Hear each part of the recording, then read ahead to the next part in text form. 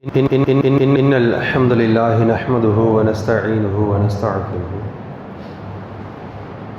ونؤمن به ونتوكل عليه ونعوذ بالله من شرور أنفسنا ومن سيئات أعمالنا من يهده الله فلا مضل له ومن يضلل الله فلا هادي له وأشهد أن لا إله إلا الله وأشهد أن محمدا عبده ورسوله أما بعد أعوذ بالله من الشيطان الرجيم بسم الله الرحمن الرحيم يا أيها الذين آمنوا اتقوا الله حق تقاته ولا تموتن إلا وأنتم مسلمون يا أيها الناس اتقوا ربكم الذي خلقكم من نفس واحدة وخلق منها زوجها وبث منهما رجالا كثيرا ونساء واتقوا الله الذي تساءلون به والأرحام إن الله كان عليكم رقيبا يا أيها الذين آمنوا وقولوا قولا سديدا يصلح لكم أعمالكم ويغفر لكم ذنوبكم ومن يطع الله ورسوله فقد فاز فوزا عظيما قال نبينا صلى الله عليه وسلم فإن أصدق الحديث كتاب الله وأحسن الهدي هدي محمد صلى الله عليه وسلم وشر الأمور محدثاتها وكل محدثة بدعة وكل بدعة ضلالة وكل ضلالة في النار. வார்த்தைகளில் சிறந்தது அல்லாஹ்வினுடைய வார்த்தை என்றும் வழிகாட்டுதலில் சிறந்தது நபிகள் நாயகம் ஸல்லல்லாஹு அலைஹி வஸல்லம் அவர்களுடைய வழிகாட்டுதல் என்றும் மார்க்கத்தில் நுழைவிக்கப்பட்ட ஒவ்வொரு புதுமையான காரியங்களும் பிதஅத்துகள் அனைத்தும் வழிகேடுகள் அனைத்தும் உங்களை நரகில் கொண்டு போய் சேர்க்கும் என்று நபிகள் நாயகம் ஸல்லல்லாஹு அலைஹி வஸல்லம் அவர்கள் தங்களுடைய ஒவ்வொரு சொற்பொழிவின் துவக்கத்திலும் இந்த மனித சமூகத்திற்கு நினைவுபடுத்தியதை இந்த நல்ல சந்தர்ப்பத்திலே அல்லாஹுடைய தூதரும் எந்த அடிப்படையிலே இந்த ஜும்ஆ தொழுகை நிறைவேற்ற வேண்டும் என்று வழிகாட்டி தந்தார்களோ அந்த அடிப்படையிலே நிறைவேற்ற வேண்டும் என்ற உயர்ந்த நோக்கத்தோடு இங்கு ஒன்று குழுமி இருக்கிற நம் அனைவரின் சிந்தனையிலும் அந்த நபிமொழியை நினைவுபடுத்தி எனது உரையினை ஆரம்பம் செய்கின்றேன். அன்பிற்கும் பாசத்திற்கும் உரிய எல்லாம் வல்ல அல்லாஹ்வின் நல்லடியார்களே, அருமை சகோதர சகோதரிகளே, பெரியோர்களே, தாய்மார்களே, வணக்கத்திற்கு தகுதியானவன் அல்லாஹ் ஒருவனை தவிர வேறு யாரும் இல்லை என்ற அந்த ஓரிரை கொள்கையையும் பின்பற்றுவதற்கு தகுதியானவர்கள் அண்ணலும் பெருமானார் நபிகள் நாயகம் ஸல்லல்லாஹு அலைஹி வஸல்லம் அவர்கள்தான் என்ற அந்த தூதுத்துவ கொள்கையும் நம்முடைய வாழ்விலே உயிர் மூச்சாக கொண்டு இந்த துனியா வாழ்வினை கழித்து கொண்டிருக்கிறோம். அல்ஹம்துலில்லாஹ். அல்லாஹுவால் படைக்கப்பட்ட இந்த பிரம்மாண்டமான பிரபஞ்சத்திலே அல்லாஹ் ஏராளமான உயிர் ஜீவராசிகளை படைத்து குறிப்பாக தனது புத்தகமான அல் குர்ஆனிலே அல்லாஹ் ரப்புல் ஆலமீன் சிலாகித்து பேசக்கூடிய இந்த மனித படைப்பையும் அல்லாஹ் படைத்திருக்கிறார். அல்லாஹ் ரப்புல் ஆலமீனால் படைக்கப்பட்ட இந்த மனித படைப்பு என்பது இந்த உலகத்திலே ஏதேனும் ஒரு காரியங்களை, ஏதேனும் ஒரு பொருட்களை தங்களுடைய பொக்கிஷங்களாக நினைக்கக்கூடியது உண்டு. அது ஒவ்வொரு நபர்களுடைய சிந்தனைக்கு ஏற்ப அது கண்டிப்பாக மாறுபடும். ஒரு நபர் சொல்லுவார், நான் கெட்டிய வீடு என்னுடைய ஒரு பொக்கிஷம். இன்னொரு நபர் சொல்லுவார், என்னுடைய மனைவி எனக்கு ஒரு பொக்கிஷம். இன்னொரு நபர் சொல்லுவார், என்னுடைய பிள்ளைகள் எனக்கு ஒரு பொக்கிஷம், என்னுடைய ஸ்தாபனம் எனக்கு ஒரு பொக்கிஷமாக இருக்கு என்று சொல்லி மனிதருடைய சிந்தனைக்கு ஏற்ப எவரவர் எதையெல்லாம் தன்னுடைய பொக்கிஷங்களாக நினைக்கிறாரோ அதை வெளிப்படுத்தக்கூடிய ஒரு சூழ்நிலை உருவாகும். ஆனால் ஒட்டுமொத்த உம்மத்திற்குமான ஒரு பொக்கிஷத்தை அல்லாஹ் கொடுத்திருக்கிறான் என்று சொன்னால் அது திருமறை குர்ஆன் மட்டும்தான். ஏன் அதை பொக்கிஷம் என்கிறோம்? திருமறை குர்ஆனை பொறுத்த வரைக்கும் இன்றைக்கு அதை ஏற்றிருக்கக்கூடிய நாம் இந்த இடத்தில் அதிகப்படியாக கவனம் செலுத்தி கேட்க வேண்டிய கடமையில் இருக்கிறோம். திருமறை குர்ஆனை நம்முடைய வாழ்க்கை நெறியாக ஏற்றுக்கொண்டிருக்கக்கூடிய நாம் திருமறை குர்ஆனோடு எந்த அளவிற்கு பின்னி பிணைந்திருக்கிறோம், எந்த அளவுக்கு நெருக்கத்தை ஏற்படுத்தி இருக்கிறோம் என்று இந்த தருணத்தில் நானும் நீங்களும் சிந்தித்து பார்க்க கடமைப்பட்டிருக்கிறோம். அன்பானவர்களே, திருமறை குர்ஆனை ஏன் நாம் பொக்கிஷம் என்கிறோம்? திருமறை குர்ஆனை பொறுத்த வரைக்கும் நமக்கு பல நண்பர்கள் இருப்பார்கள். நம்முடைய பிரச்சனைகளை அவரிடத்தில் சொல்லுவோம், நமக்கு பல ஆலோசனைகளை கொடுப்பார்கள். இருந்தாலும் திருமறை குர்ஆனை போல ஒரு நண்பனை யாரும் பார்க்க முடியாது. ஏன் தெரியுமா? திருமறை குர்ஆன் என்பது ஒரு மனிதனுக்குரிய முழுமையான ஒரு வாழ்வியல் வழிகாட்டி. இந்த பொக்கிஷமான திருமறை குர்ஆன், ஒரு மனிதன் பிரச்சனையை சொல்லிட்டு அவனுடைய வழிகளை வாங்க முடியுமா? ஒரு நண்பன் இன்னொரு நண்பன் இடத்துல ஒரு பிரச்சனையை சொல்லுகிறான், சொல்லும் பொழுது அதை செய்தியாக கேட்க முடியுமே தவிர அதை ஒரு சில சதவீதத்தில் அந்த பிரச்சனையுடைய வழியை நம்மால் பெற முடியுமே தவிர முழுமையாக நம்மால் பெற்றுவிட முடியுமா? முழுமையாக அந்த பிரச்சனையுடைய வழியை நம்மால் பெற முடியாது. ஆனால் திருமறை குர்ஆன் என்ற நண்பன் அந்த வழியை முழுமையாக பெற்று அவனுக்குரிய தீர்வை தெளிவாக கொடுக்கக்கூடிய ஒரு மிகப்பெரிய ஒரு நெருக்கமான நண்பன் யார் என்று சொன்னால் அல்லாஹ் வழங்கி இருக்கக்கூடிய இந்த திருமறை குர்ஆன் ஆனிய பொக்கிஷம் தான். அதோடு தொடர்பு நம்மிடத்தில் எப்படி இருக்கிறது யோசித்து பாருங்கள். திருமறை குர்ஆன் என்பது அல்லாஹ்வின் தூதர் நபிகள் நாயகம் ஸல்லல்லாஹு அலைஹி வஸல்லம் அவர்களை குறித்து திருமறை குர்ஆனிலே அல்லாஹ் பேசுகிறான். லகத் கான லகும் ஃபீ ரசூலில்லாஹி உஸ்வத்துன் ஹஸனா, இந்த நபியிடத்திலே உங்களுக்கு அழகிய முன்மாதிரி இருக்குகிறது என்று அல்லாஹ் திருமறை குர்ஆனிலே சொன்னானே, அந்த திருமறை குர்ஆனில் சிலாகித்து பேசப்பட்ட நபிகளார் எந்த அளவிற்கு திருமறை குர்ஆனோடு பின்னி பிணைந்திருந்தார்கள், ஒன்றரை கலந்திருந்தார்கள், நகமும் சதையுமாக இருந்தார்கள் என்பதை ஹதீதுகளை புரட்டும் பொழுது நிறைய செய்திகளை நம்மால் பார்க்க முடியும். திருமறை குர்ஆனோடு அதை ஏற்றிருக்கக்கூடிய நாம் நம்முடைய வாழ்வோடு அந்த செய்திகளை உரசி பார்க்க கடமைப்பட்டிருக்கிறோம். ஏன் தெரியுமா? திருமறை குர்ஆன் என்பதை பற்றி அல்லாஹ் நிறைய இடங்கள்ல பேசுறான். திருமறை குர்ஆனை வெறுமனே மற்ற கதை புத்தகங்களை போல நம்ம பார்க்குகிறோமா என்று தெரியவில்லை, அதை இலகுவாக கடந்து சென்று விடுகிறோம். திருமறை குர்ஆனை எப்படி பார்க்கிறோம்? மற்ற புத்தகங்களை படிப்பதை போலவா? திருமறை குர்ஆனை குறித்து அல்லாஹ் என்ன சொல்லுகிறான்?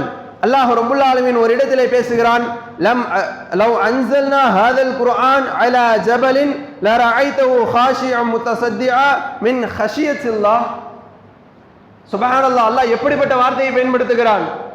இந்த குர்ஆனை கொண்டு போய் ஒரு மலையின் மீது நாம் இறக்கி வைத்தோம் என்று சொன்னால் அது அல்லாஹ்வுடைய அச்சத்தால் அடிபணிந்து சுக்குநூறாக போய்விடும் என்று திருமறை குர்ஆனிலே அல்லாஹ் பேசுகிறான். சொல்லிவிட்டு தொடர்ச்சியில் அல்லாஹ் சொல்லுகிறான், வதில்கல் அம்சாலு நல்ரிபுஹா லின்னாசி லஅல்லகும் யதஃபக்கரூன், நீங்கள் சிந்திப்பதற்காக இந்த உதாரணத்தை உங்களுக்கு நாம் சொல்லுகிறோம். அல்லாஹ் ஒரு உதாரணம் சொல்றாம்ல, இந்த குர்ஆனை கொண்டு போய் மலையின் மீது இறக்கினால் அது அல்லாஹ்வுடைய அச்சத்தால் என்ன செஞ்சிடும்? சுக்குநூறாக போய்விடும் என்று அல்லாஹ் சொல்றானா, அதனுடைய கன பரிமாணத்தை நாம் யோசித்து பார்க்க கடமைப்பட்டிருக்கிறோம். அதனுடைய வெயிட் என்ன? வெறுமனே அது ஒரு புத்தகம் இப்படி தூக்கி அப்படி வச்சுட்டு போயிடுவோம் அப்படிங்கிற சிந்தனையில் இல்லாமல் அதற்குள்ளாக இருக்கக்கூடிய செய்திகள், நமக்கு நடத்தக்கூடிய வகுப்பு எப்படிப்பட்ட வகுப்பு, அது நம்முடைய வாழ்க்கைக்கு தரக்கூடிய பாடங்களும் படிப்பினைகளும் எப்படிப்பட்டதாக இருக்கிறது என்பதை குறித்து நம்ம பல மக்கள் சிந்திப்பதில்லை. நம்முடைய வாழ்க்கையோடு தனிப்பட்ட முறையில் சிந்தித்து பாருங்கள். எனக்கும் திருமறை குர்ஆனான பொக்கிஷத்திற்கும் இடையான தொடர்பு எப்படிப்பட்டதாக இருக்கிறது? இன்றைக்கும் பல மக்கள் நமக்கு படிக்க தெரியாதுங்க, ஓத தெரியாதுங்க என்று சொல்லி அதையே காலமாக ஒரு காரணமாக சொல்லி வரக்கூடியதை பார்க்கிறோமா இல்லையா? இன்றைக்கு முயற்சி எடுத்திருக்கிறோம். இன்றைக்கு பல விஷயங்கள் ஆரம்ப காலத்தில் இல்லாத தெரியாத சில விஷயங்களை இன்றைக்கு கற்றுக்கொண்டு அதில் நம்முடைய வாழ்வில் முன்னேற்றத்திற்காக பயன்படுத்துவதில்லையா? உதாரணமாக அன்றைய காலத்தில் பட்டன் போன் பயன்படுத்தி கொண்டிருந்தவர்கள் இன்றைக்கு டச் போன் யூஸ் பண்ணக்கூடிய அளவுக்கு அதில் முன்னேறி இருக்கிறார்கள் என்று சொன்னால் அது ஒரு கல்வியா இல்லையா? அதை எப்படி படித்தோம்? எனக்கு தெரியாதுங்க, நமக்கு பட்டன் போன் தான் பயன்படுத்த தெரியும் என்று அதிலேயே உட்கார்ந்து கொண்டோமா? யோசித்து பாருங்கள். நம்ம சொல்லக்கூடிய காரணம் பொருத்தமான காரணமாக இருக்கிறதா? திருமறை குர்ஆனோடு ஏன் தொடர்பு இல்லாமல் இருக்கீங்க அப்படின்னு கேள்வி எழுப்பினால், நமக்கு படிக்க தெரியாதுங்க, ஓத தெரியாதுங்க, இதிலேயே எத்தனை காலம் நம்முடைய வாகனம் ஓடிக்கொண்டிருக்கும். யோசித்து பாருங்க. நமக்கு அல்லாஹ் அறிவை கொடுத்திருக்கிறான், அதற்கு முயற்சி எடுக்கிறோம் என்று சொன்னால் நான் உனக்கு நன்மையை தர்றேங்கிறான். ஆனால் நம்முடைய முயற்சி என்பது திருமறை குர்ஆனை கற்றுக்கொள்வதிலே மிக மிக குறைவாக இருக்கிறது. நமக்கு தெரிந்த ஒரு 5-6 சூறாக்களை வைத்துக் கொண்டு எல்லா தொழுகைகளையும் முடித்து விடுவோம், அடுத்து மனனம் செய்வோம், அதை படிப்போம் இதை படிப்போம் என்று எத்தனை பேர் முன்வரோம் யோசித்து பாருங்க. நமக்கு இருக்கவே இருக்க குல்சூராக்கள் அதை எடுத்து ஓதி எல்லா தொழுகைகளும் முடித்து விடுவோம் என்று சொல்லி அதிலேயே நம்ம வாழ்க்கையை கடத்தி கொண்டிருக்கிறோம் என்று சொன்னால், உலகத்தினுடைய எல்லா காரியங்களையும் கற்றுக்கொள்வதற்கு முன்வரக்கூடிய நாம் இதில் ஏன் முன்வருவதில்லை? ஏன் வருவதில்லை என்று சொன்னால், திருமறை குர்ஆனுடைய அந்த கனப்பரிமாணத்தை இன்னும் நாம் புரிந்து கொள்ளாத மக்களாகத்தான் வாழ்ந்து கொண்டிருக்கிறோம். இஸ்லாத்தின்பால் பல மக்கள் ஈர்க்கப்படுகிறார்கள் என்று சொன்னால் முஸ்லிம்களுடைய வாழ்க்கையை பார்த்தல்ல. முஸ்லிம்களுடைய வாழ்க்கையை பார்த்தால் இஸ்லாத்தை விட்டு வெறுண்டு ஓடக்கூடிய ஒரு சூழ்நிலை தான். இப்படியா அப்படிங்கிற மாதிரியான சூழ்நிலை மாறிடும். ஆனால் திருமறை குர்ஆனை படிக்கிறார்கள். அமெரிக்காவினுடைய ஒரு பத்திரிகையாளர் மரியம் ஜமீலா என்ற ஒரு பெண்மணி, அந்த பெண்மணி சொல்லக்கூடிய ஒரு செய்தியை பாருங்கள். நான் முஸ்லிம்களுடைய வாழ்க்கையை பார்த்திருந்தால் இஸ்லாத்தை ஏற்றிருக்க மாட்டேன். இஸ்லாத்தை பற்றி தப்பும் தவறுமாக பல செய்திகளை பதிவிட வேண்டும் என்பதற்காகவே திருமறை குர்ஆனை எடுத்து படித்தேன். திருமறை குர்ஆன் எனக்கு கொடுத்த வாழ்க்கையும் வாய்ப்பும் எப்படிப்பட்டது என்று சொன்னால், இதுதான் நேர்வழி. திருமறை குர்ஆனை படித்ததனுடைய விளைவு அந்த பெண்ணுக்கு அல்லாஹ் நேர்வழியை கொடுத்திருக்கிறார். இப்ப நமக்கு இலகுவா கையில கிடைச்சிட்டு அப்படிங்கறக்காக அதுல அலட்சியமாக இருக்கிறோமா? யோசித்து பாருங்கள் அன்பானவர்களே. இந்த இடம், இந்த தருணம் அதை யோசிப்பதற்கான ஒரு தருணமாக எடுத்துக்கொள்வோம். ஏன் அதில் அலட்சியமா இருக்கிறோம்? நபிகளாரை பற்றி யாராவது பேசிவிட்டால், நபிகளாரை பற்றி எழுதிவிட்டால் கொந்தளிக்கக்கூடிய முஸ்லிம்களா இருக்கக்கூடிய நாம் நபிகளார் திருமறையோடு எப்படி பின்னி பிணைந்திருந்தார்கள், நபிகளார் திருமறையோடு எப்படி வாழ்ந்திருந்தார்கள் என்பதை குறித்து சிந்தித்ததுண்டா? நம்மளை பார்த்து தான் அல்லாஹ் கேட்கிறான், அஃபலா யததப்பரூனல் குர்ஆன் அம் அலா குலூபின் அக்ஃபாலுஹா. மனிதா, இந்த குர்ஆனை நீ சிந்திக்க மாட்டியா? உன்னுடைய உள்ளங்கள் எல்லாம் இந்த பூட்டுக்களால் பூட்டப்பட்டிருக்கிறதா என்ற கேள்வி இந்த உம்மத்தை பார்த்து தான் அல்லாஹ் கேட்கிறான்.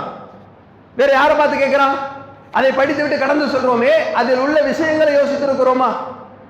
எந்த வேதங்களாவது, எந்த சித்தாந்தங்களை எடுத்துக்கொள்ளுங்கள் அன்பானவர்களே, எந்த சித்தாந்தமாவது என்னுடைய வேத புத்தகம் இது, இதை சிந்தித்து பார், இதை எடுத்து படித்து பார் அப்படின்னு சொன்னது உண்டா? ஆனால் அல்லாஹ் சொல்றான், நான் சொன்ன வார்த்தை தான், என்னுடைய வார்த்தைகள் தான் இந்த திருமறை குர்ஆன், இருந்தாலும் நீ அதை சிந்தித்து பார். சிந்திக்காம இருக்காத. அல்லாஹ் இன்னும் கடுமையான வார்த்தையை போடுறான், உன்னுடைய உள்ளங்கள் எல்லாம் என்ன இறுகிருச்சா, பூட்டுக்களால் பூட்டப்பட்டிருக்கிறதா, ஏன் சிந்திக்க மாட்டேங்கிற அப்படிங்கிற ஒரு கேள்வி அல்லாஹ் நம்மை நோக்கி தான் வைக்கிறான். நபிகளாரை பாருங்கள், அல்லாஹ் ரப்புல் ஆலமீன் நபிகளாருடைய இந்த அல்லாஹ்வுடைய தூதரோடு இந்த திருமறை குர்ஆன் எப்படி பின்னி பிணைந்திருக்கிறது, எந்த அளவுக்கு என்று சொன்னால் உலக உதாரணத்தை சொன்னால் நம்மால் புரிந்து கொள்ள முடியும் இலகுவாக. ஒரு மனிதன் எந்த துறையை சார்ந்திருக்கிறானோ அந்த துறை சார்ந்த பேச்சுக்கள் பல அவனையும் அறியாமல் சில இடங்களில் வெளிப்படுமா இல்லையா? இப்ப ஒரு மருத்துவர் இருக்கிறார், சாப்பிட்டு இருக்கும் போது, உணவு உண்டு கொண்டிருக்கும் பொழுது திடீரென்று சாப்பாட்டுல ஒரு கல் வந்துட்டு என்ன சொல்லுவாரு? கிட்னியில கல் இருக்க மாதிரியே சாப்பாட்டுல கல் கிடக்க அப்படிங்குவார். அந்த துறை சார்ந்த அவரையும் அறியாமல் பேச்சுக்கள் வருமா இல்லையா? இப்ப இது போல நபிகள் நாயகம் ஸல்லல்லாஹு அலைஹி வஸல்லம் அவர்கள் எந்த தருணங்களில் எடுத்துக்கொண்டாலும் ஹதீதுகளை புரட்ட புரட்ட புரட்ட புரட்ட நிறைய ஆச்சரியமான செய்திகள். அல்லாஹ்வுடைய தூதருடைய வாழ்க்கை என்பது வெறுமனே அப்படியே கடந்து போற இடத்துல அப்படி பேசக்கூடியதில்ல.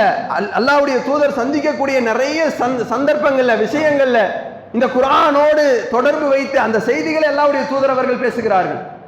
ஒரு மனிதன் அப்படி பேச முடியும் என்று சொன்னால் எந்த அளவுக்கு குர்ஆனோடு பின்னி பிணைந்திருக்க முடியும்? ஒரு சந்தர்ப்பத்தில் ஒரு நண்பரோடு பேசிக் கொண்டிருக்கிறார், டக்குனு பேசும் பொழுது ஏதோ ஒரு சந்தர்ப்பத்தில் குர்ஆன் வசனத்தை எடுத்து போடுவோம். நாம என்ன செய்வோம்? உலக விஷயங்களையும் பழமொழிகளையும் சினிமா டயலாக்குகளையும் அல்லது காமெடி என்று வருமே அதனுடைய விஷயங்களையும் எடுத்து போட்டு நாம அந்த சபையை நிரப்புவோம், அந்த பேச்சை முடிப்போம். ஆனால் நபிகளாருடைய நிலை எப்படி இருந்தது என்று சொன்னால், எந்த சந்தர்ப்பமாக இருந்தாலும் அல்லாஹ்வின் தூதர் அவர்கள் திருமறை குர்ஆனுடைய வசனத்தோடு அந்த செய்தியை தொடர்பு படுத்துவாங்க. நிறைய செய்திகளை நம்மால் பார்க்க முடியும். அல்லாஹ்வுடைய தூதர் நபிகள் நாயகம் ஸல்லல்லாஹு அலைஹி வஸல்லம் அவர்கள் ஒரு சந்தர்ப்பத்தில் சொல்றாங்க, மக்களை எல்லாம் கூட்டி வைத்து, முஸ்னத் அஹ்மத் என்ற ஹதீஸ் கிரந்தத்திலே பதிவு செய்யப்பட்ட ஒரு செய்தி, யதஹபுல் இல்ம இந்தல் யௌமல் கியாமா, கியாமனாலுடைய நெருக்கத்தில் கல்வி அழிந்துவிடும் என்று அல்லாஹ்வுடைய தூதர் அவர்கள் சொல்லுகிறார்கள். அப்ப சஹாபாக்கள் அல்லாஹ்வுடைய தூதர் இடத்துல கேட்கிறாங்க, அல்லாஹ்வுடைய தூதரே யா ரசூலுல்லாஹ் கைஃப யதஹபுல் இல்ம், கல்வி எப்படி அல்லாஹ்வுடைய தூதரே அழியும்? அதுக்கு அவங்க காரணத்தையும் சொல்றாங்க பாருங்க. வனஹ்னு நக்ரஉல் குர்ஆன், நாங்கள் குர்ஆனை ஓதி கொண்டிருக்கிறோம். வனக்ரிஉ அப்னாஅனா, எங்களுடைய பிள்ளைகளுக்கு நாங்கள் குர்ஆனை ஓதி கொடுத்து கொண்டிருக்கிறோம். வயுக்ரிஉ அப்னாஅனா அப்னாஉஹும், எங்களுடைய பிள்ளைகள் அவர்களுடைய பிள்ளைகளுக்கு ஓதி கொடுப்பார்களே, எப்படி அழியும்? எங்களுடைய உள்ளங்களில் குர்ஆனை ஏந்தி கொண்டிருக்கிறோம், வைத்துக் கொண்டிருக்கிறோம், மனனம் செய்து கொண்டிருக்கிறோம், படித்துக் கொண்டிருக்கிறோம், என் பிள்ளைகளுக்கு ஓதி கொடுக்கிறோம். எங்க பிள்ளைங்க இன்ஷா அல்லாஹ் வரக்கூடிய காலங்களில் அவர்களுக்கு ஓதி கொடுப்பார்கள். எப்படி அல்லாஹ்வுடைய தூதரே கல்வி அழியும்? இலா யௌமில் கியாமா, கியாம நாள் வரைக்கும் இப்படித்தானே போகும் என்ற செய்திக்கு அல்லாஹ்வுடைய தூதர் நபிகள் நாயகம் ஸல்லல்லாஹு அலைஹி வஸல்லம் அவர்கள் சொல்லுகிறார்கள், நாம இருந்தா அதுக்கு வியாக்கியான பதில் கொடுப்போம். இப்படி விஞ்ஞான உலகத்தில் எப்படிங்க கல்வி அழியும்? இன்றைக்கு ஒரு செய்தியை தெரிந்து கொள்ள வேண்டும் என்று சொன்னால் மொபைல் போனை எடுத்தா போதும், எல்லா பலா முசீபத்துகளையும் தெரிந்து கொள்ளலாமே. தேவையானது தேவையில்லாதது எல்லா காரியங்களும் நம்மால் புரிந்து கொள்ள முடியுமே. அல்லாஹ்வுடைய தூதர் சொன்ன உடனே சஹாபாக்களுடைய சிந்தனை எப்படி போகுதுன்னா, குர்ஆனை நாங்கள் ஏந்தி கொண்டிருக்கிறோம், அந்த ஜோதியை நாங்கள் சுமந்து கொண்டிருக்கிறோம், எப்படி கல்வி எழியும் அல்லாஹ்வுடைய தூதரை என்று கேட்டதற்கு அல்லாஹ்வுடைய தூதர் நபிகள் நாயகம் ஸல்லல்லாஹு அலைஹி வஸல்லம் அவர்கள் பதில் சொல்லுகிறார்கள், அவலைஸா யஹூது வன் நஸாரா யத்ரஊனல் அத்ராஉல் வல் இன்ஜில் அத்தௌராத் வல் இன்ஜில். அல்லாஹ்வுடைய தூதர் அவர்கள் சொல்லுகிறார்கள், யூத நசாராக்கள் தங்கள் வேதங்களை ஓதிக்கொண்டுதான் இருந்தார்கள். யூத நசாராக்களுக்கு அல்லாஹ் என்ன செஞ்சான்? தௌராத்தையும் இஞ்சிலையும் அல்லாஹ் வேதமாக கொடுத்திருந்தான். சொல்லிட்டு அல்லாஹ்வுடைய தூதர் அவர்கள் சொல்லுகிறார்கள், ஃபமா யன்தஃபிகூன பிஷைஇம் மிம்மா ஃபஹிமா, அவர்கள் அதை ஓதினார்கள், தங்களுடைய வாழ்வில் அதை நடைமுறைப்படுத்தவில்லை. அவர்களுக்கும் வேதம் வழங்கப்பட்டதுதான். வழங்கப்பட்ட அந்த யூத நசாராக்கள் என்ன செஞ்சாங்க? வேதத்தை ஓதிக்கொண்டே இருந்தார்கள், ஆனால் அது வாழ்வில் நடைமுறைப்படுத்தப்பட்டதா? அல்லாஹ் எதை கடுமையாக வன்மையாக எச்சரித்தானோ அந்த செயலுக்கு முன்னோடியாக திகழ்ந்தவர்கள் யூத நசாராக்கள். ஷிர்க குறித்து அல்லாஹ் எப்படி எச்சரித்தான்? இணை வைப்பிற்கு எப்படிப்பட்ட ஒரு எச்சரிக்கை அல்லாஹ் கொடுத்தான். ஆனால் அவர்களுடைய நிலை என்னவாயிட்டு? அதை மென்மேலும் மேம்படுத்தி அதை மேன்மைப்படுத்தி செய்யக்கூடியவர்களா மாறிட்டாங்க. ஏட்டை சுரக்காய் கூட்டுக்கு உதவாது என்று சொல்வார்களே, அதை போல அவர்கள் படித்துக் கொண்டிருந்தார்கள், வாழ்வினுடைய நடைமுறையில இல்ல. சஹாபாக்களுடைய வாழ்க்கை எப்படி இருந்தது?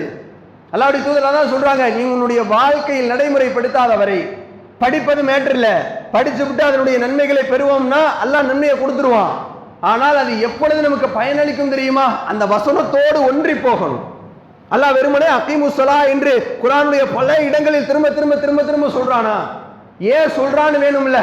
அல்லாஹ் அல் பக்ரால சொன்னதே ஆல இம்ரான்ல சொல்லிட்டான், அடுத்தடுத்த அத்தியாயங்கள் அன்னிசால சொல்றான்னு நாம அல்லாஹ் மறந்துட்டு சொல்றான்ற சிந்தனையா?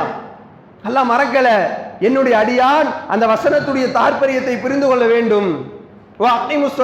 தொழுகை நிலைநாட்டு அடியானே என்று அல்லாஹ் சொல்றாம்னா, திரும்ப திரும்ப சொல்றாம்னா, திருமறை குர்ஆன்ல பல்வேறு இடங்களில் அல்லாஹ் சொல்லுகிறான் என்று சொன்னால் ஏன் சொல்றான்? என்னுடைய அடியான் அதனுடைய முக்கியத்துவத்தை புரிந்து கொள்ள வேண்டும் என்பதற்காக. சஹாபாக்களுடைய வாழ்வு எப்படி இருந்தது? ஒரு வசனத்தை படிப்பார்கள், அதை படித்து அதை தன்னுடைய வாழ்வில் நடைமுறைப்படுத்தாதவரை அடுத்த வசனத்திற்கு போக மாட்டாங்க. ஆனா நாம இன்னைக்கு என்ன, மற்ற புத்தகங்களை படிப்பதை போல இலகுவா படிச்சுட்டு அப்படியே கடந்து போயிடுறோமா இல்லையா? ஆனால் நம்முடைய வாழ்க்கையில் அதை மாற்ற வேண்டும். ஒரு வசனத்தை எடுத்து படிக்கிறோம், வசனம் என்ன எனக்கு சொல்லுகிறது?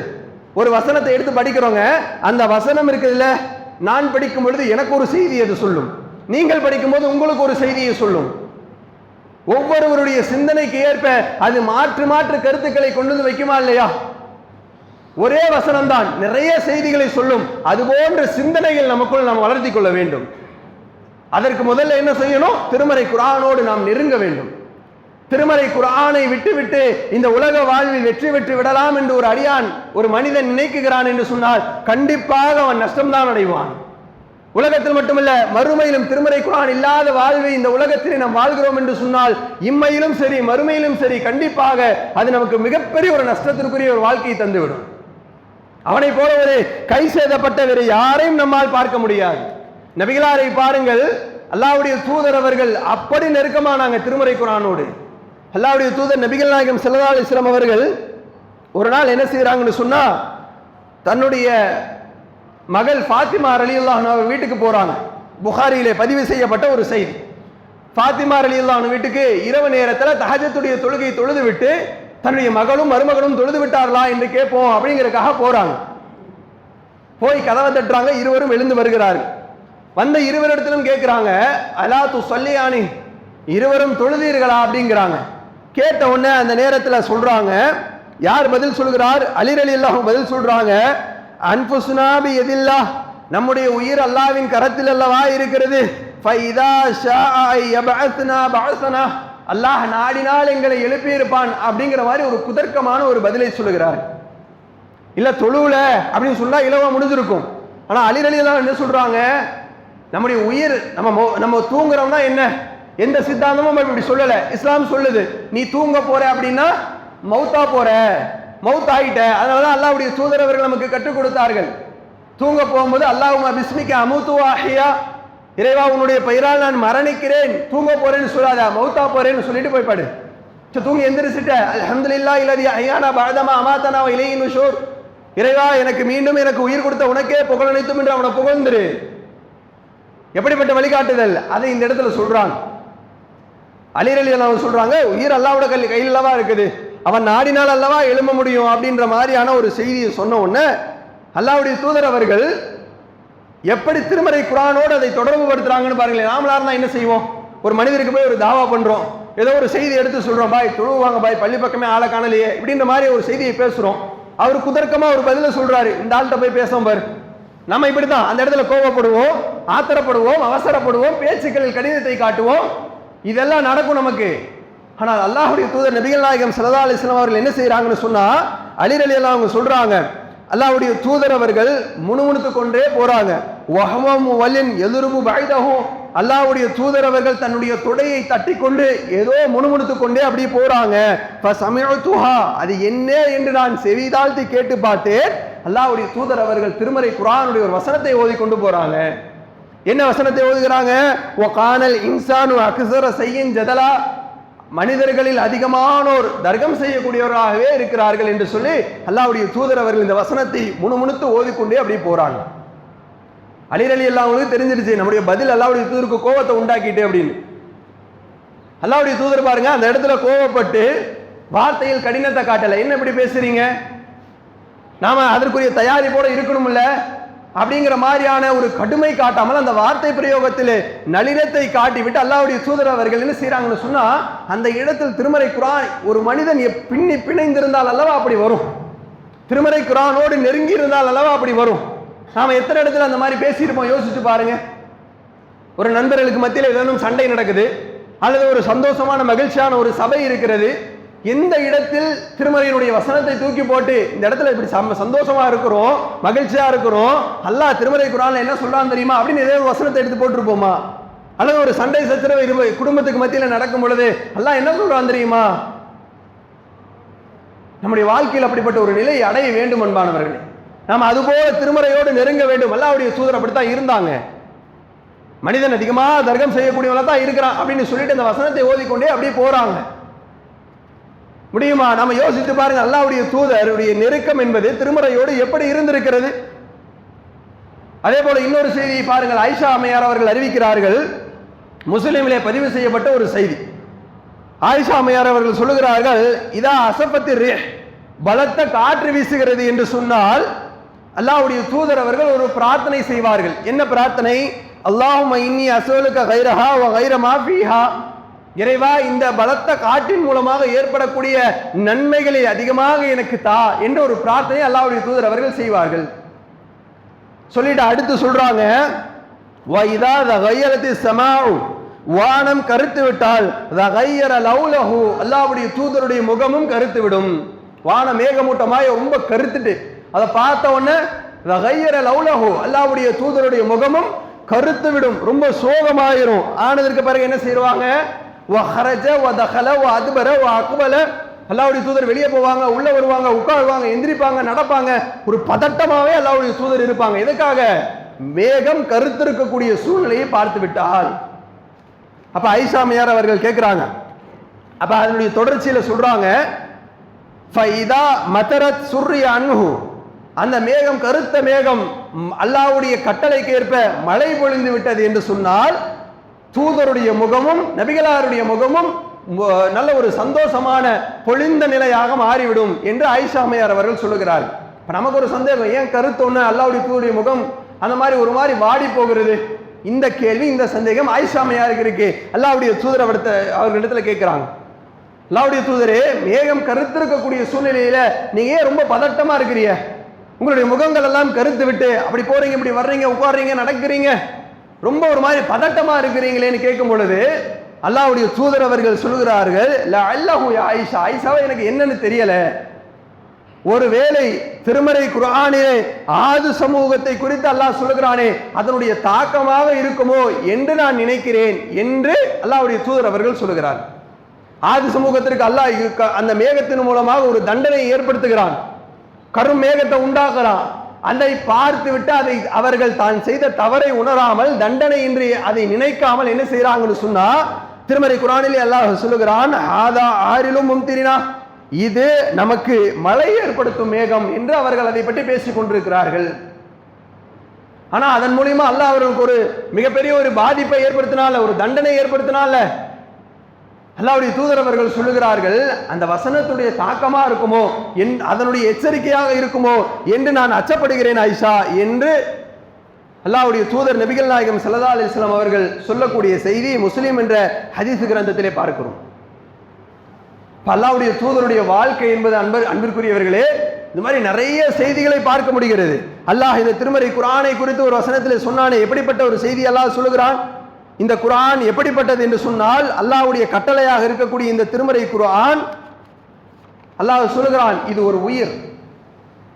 அல்லாஹ் நமக்கு கொடுத்திருக்கக்கூடிய இந்த கட்டளை ஒரு உயிர். அந்த உயிருக்கு எப்படிப்பட்ட மதிப்பு கொடுத்து கொண்டிருக்கிறோம், அதை நம்ம கவனிக்கிறோமா? அதன் அடிப்படையில் நம்முடைய வாழ்க்கையை நடத்துவதற்கு ஏதேனும் முயற்சிக்கிறோமா? திருமறை குர்ஆனில் இன்னொரு வசனத்திலே அல்லாஹ் ரப்புல் ஆலமீன் சொல்லுகிறான், அதை எந்த நிலையில் அல்லாஹ் சொல்லுகிறான் என்று சொன்னால், அச்சமில்லாதவருடைய வாழ்க்கை எப்படி இருக்கும், நேர்வழியில் இருக்கக்கூடிய மக்களுடைய வாழ்க்கை எப்படி இருக்கும் என்பதை குறித்து அல்லாஹ் ரப்புல் ஆலமீன் சொல்லுகிறான்.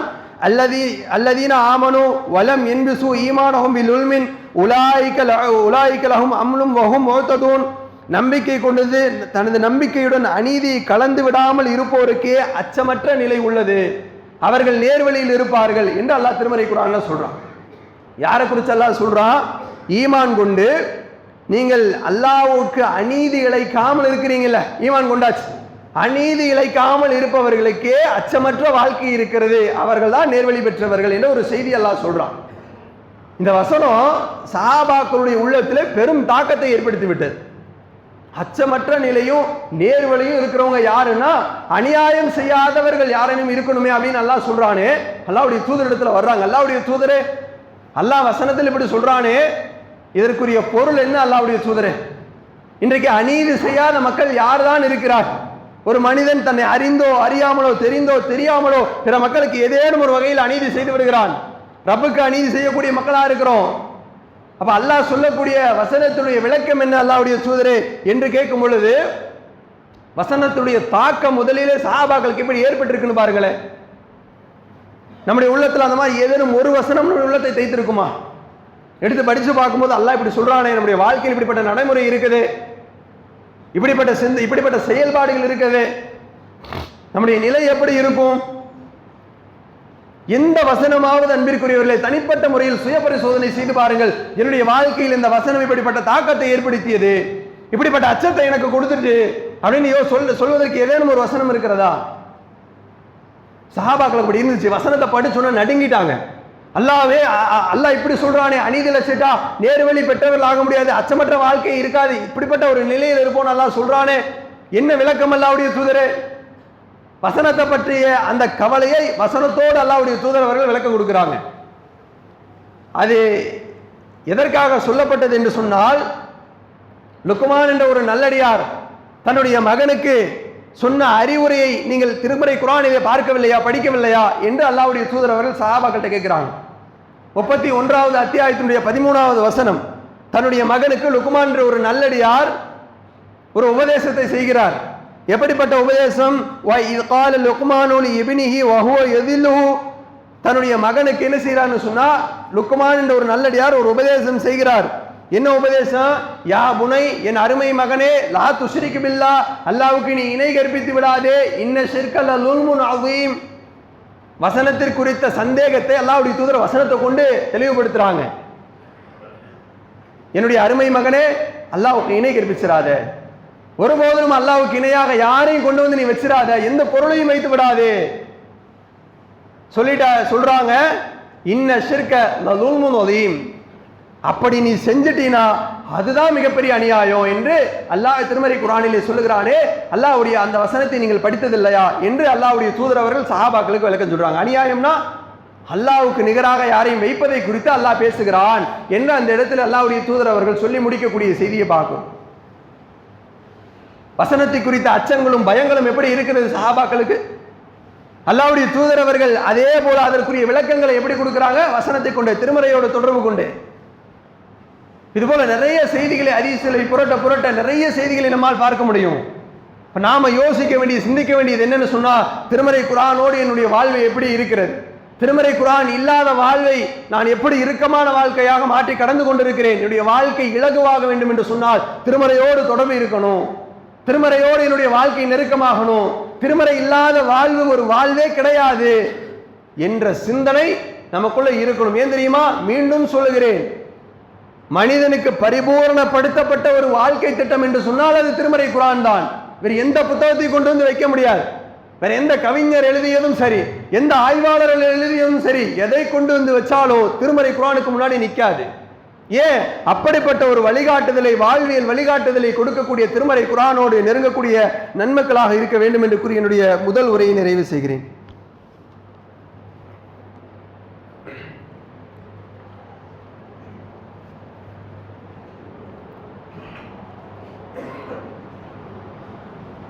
அல்ஹம்துலில்லாஹ், அஸ்ஸலாத்து வஸ்ஸலாமு அலா ஹாத்தமில் அம்பியாஇ வல் முர்சலீன், அம்மா பாத். அன்பிற்கும் பாசத்திற்கும் உரியவர்களே, திருமறை குர்ஆன் என்பது அல்லாஹ் நமக்கு வழங்கி இருக்கக்கூடிய ஒரு மிகப்பெரிய பொக்கிஷம் என்பதை குறித்து சில செய்திகளை பார்த்தோம். திருமறை குர்ஆன் நமக்கு ஓத தெரியல அப்படின்னா அதை குறித்த கல்வியாளர்களிடத்துல, அதை படிக்க தெரிந்தவரிடத்துல நேரத்தை ஒதுக்கி அதை கற்றுக்கொள்ள கண்டிப்பாக நாம் முயற்சி எடுக்க வேண்டும். இன்றைய தினத்தில் வந்து ஒரு முடிவு எடுக்கணும். எனக்கு ஓத தெரியவில்லை என்று சொன்னால் இதை கற்றுக்கொள்வதற்கு நான் என்ன செய்ய வேண்டும்? அடிப்படையில் இருந்து கற்றுக்கொள்ள வேண்டும். நான் அதை கற்றுக்கொள்வதற்கு வெட்கப்பட்டு, இவ்வளோ வயசாயிட்டு எல்லாம் கொஞ்சம் குழந்தைகள்கிட்ட, சின்ன பிள்ளைகள்கிட்ட போய், நம்முடைய பிள்ளைகளெல்லாம் ஓதும், நம்முடைய பிள்ளைகள்கிட்ட உட்கார்ந்து கற்றுக்கொள்வதை கூட நம்ம வெட்கப்படக்கூடாது. ஏன்? இதை கற்றுக்கொண்டால் நாளை மறுமையில மிகப்பெரிய நன்மை அல்லாஹ் தூக்கி தருவான்ல. அதை கற்றுக்கொள்வதன் மூலமாக, சிரமப்பட்டு ஓதுவதன் மூலமாக அல்லாஹ் அளப்பெரிய நன்மையை தருகிறான் என்று சொன்னால் அதை வேண்டாம் என்று அதனுடைய தேவை இல்லாத மனிதர்கள் யார் இருக்கிறார்? அதனால் அதை கற்றுக்கொள்வது என்பது இம்மையிலும் சரி மறுமையிலும் சரி மிகப்பெரிய பயனளிக்கக்கூடியதாக இருக்கும். ஏன்? மறுமையில எல்லோரையும் அல்லாஹ் ஒன்று கூட்டி எழுப்பி நிப்பாட்டுவான். நபிமார்களிடத்திலே மக்கள் எல்லாம் ஓடி போய் எங்களுக்கு உதவி செய்யுங்களேன், எங்களுக்காக பரிந்து பேசுங்களேன், எங்களுடைய நிலைமை மிக மோசமாக உள்ளது என்று சொல்லி நபிமார்களிடத்திலே கதறி கொண்டிருக்கக்கூடிய சூழ்நிலையில அல்லாஹ்வே சாட்சியாளர்களை ஏற்படுத்துகிறான் என்று சொன்னால் அது எவ்வளவு பெரிய பாக்கியம்! அல்லாஹ்வே பரிந்துரையாளர்களை கொடுக்கிறார் என்று சொன்னால் அது எவ்வளவு பெரிய பாக்கியம்! அப்படிப்பட்ட பாக்கியத்தை அல்லாஹ் கொடுக்கிறான் என்று சொன்னால் சில மனிதர்களுக்கு சில மனிதரை அல்லாஹ் பரிந்துரையாளராக மாற்றுவான். நமக்கு அல்லாஹ் ரப்புல் ஆலமீன் இந்த திருமறை குர்ஆனை பரிந்து பேசக்கூடிய ஒரு நிலையில் அல்லாஹ் மாற்ற வேண்டும் என்று சொன்னால் திருமறையோடு நாம் நெருங்க வேண்டும். ஒரு மனுஷரை பற்றி, ஒரு மனிதரை பற்றி கேட்கிறோம், அவர் யாருன்னே தெரியாதங்க, அவரை பற்றி என்ன இடத்துல கேட்குறீங்கன்னா, தெரியாத மனிதரை பற்றி கேட்டால் அப்படித்தான் சொல்லுவோம். திருமறை குர்ஆனை அல்லாஹ் ரப்புல் ஆலமீன் நாளை மறுமையில நமக்கு பரிந்துரையாளராக வைக்குகிறான் என்று சொன்னால் முதல்ல திருமறை குர்ஆனுக்கு நாம் அறிமுகமாகி இருக்க வேண்டும். திருமறை குர்ஆன் எனக்கு தெரிந்திருக்க வேண்டும், என்னை திருமறை குர்ஆனுக்கு தெரிந்திருக்க வேண்டும். திருமறை குர்ஆனோடு எந்த தொடர்புமே இல்லை. ரமலான் மாதத்தில் மட்டும் எடுத்து உட்கார்ந்து ஓதுவோம், அப்ப மட்டும் ஓதிட்டா போதுமானது என்பதை சிந்தனையில் வைத்திருந்தோம் என்று சொன்னால் அதை ஓரம் ஒதுக்கி வைத்துவிட்டு திருமறை குர்ஆனோடு நாம் பின்னி பிணைய வேண்டும். திருமறை குர்ஆனோடு என்னுடைய வாழ்க்கை இணைய வேண்டும். நாளை மறுமையில இந்த திருமறை குர்ஆன் நமக்கு பரிந்து பேசும். இறைவா, இவன் என்னை ஓதினான், இவன் என்னை படித்தான், இதில் இருக்கக்கூடிய செய்திகளை அவனுடைய வாழ்க்கையில நடைமுறைப்படுத்தினான். அல்லாஹ் பல கூட்டங்களை நாளை மறுமையில எழுப்புவான். அதுல ஒரு கூட்டத்தை அல்லாஹ் குருட்டு கூட்டமாக, கண் தெரியாத ஒரு கூட்டமாக எழுப்புவான். எழுப்பும் போது அந்த கூட்டத்தார்கள் வந்து அல்லாஹ்விடத்திலே கேட்பார்கள், லிமா ஹஷர்தனி ஆமா, இறைவா என்னை எதுக்கு குருடா எழுப்பினாய்? வகது குந்த பசீரா, நான் உலகத்திலே பார்வையுடையவனாக இருந்தேனே, என்னை எதற்கு குருடனா எழுப்பினேன்னு சொல்லி அல்லாஹ்விடத்திலே கேள்வி வைக்கும் போது அல்லாஹ் பதில் சொல்லுவான், கால கதாலிக்க, அப்படித்தான், அத்தத்துக்கு ஆயாத்துனா ஃபனசிதஹா, என்னுடைய எத்தனை வசனங்கள் உன்னிடத்திலே வந்தது, எதற்காவது நீ செவிமடுத்தாயா, வாழ்க்கையில் நடைமுறைப்படுத்தினாயா? அப்பொழுது பார்வையை கொடுத்திருந்தேன், பார்த்து படித்து தெளிந்து புரிந்து நாளை மறுமையில வந்து அதை பரிந்துரையாக மாற்றுவாய் என்று எதையுமே செய்யல, இந்த நாளில் நீ குருடன் தான் என்று அல்லாஹ் ரப்பல் ஆலமீன் குருட்டு கூட்டமாக எழுப்பி விடுவான். இது போன்ற எச்சரிக்கை திருமறை குர்ஆனோடு தொடர்பு இல்லை என்று சொன்னால் எச்சரிக்கை நிறைய வசனங்களில் அல்லாஹ் செய்கிறான். அன்பிற்குரியவர்களே, நம்முடைய வாழ்க்கையில திருமறை குர்ஆனோடு நெருங்க வேண்டும். திருமறை குர்ஆன் தான் என்னுடைய வாழ்வு, அதன் அடிப்படையில் என்னுடைய வாழ்க்கையை அமைத்துக் கொள்ள வேண்டும் என்ற முஸ்லிம்கள் இறங்கக்கூடிய நன்மக்களாக அல்லாஹ் உங்களையும் என்னையும் ஆக்கியருள் புரிய வேண்டும் என்று கேட்டுக்கொண்டவனாக என்னுடைய ஜும்மா உரையை நிறைவு செய்கிறேன். வாஹிர் தவானா அல்ஹம்துலில்லாஹி ரப்பில் ஆலமீன். அஸ்ஸலாமு அலைக்கும் வரஹ்மத்துல்லாஹ்.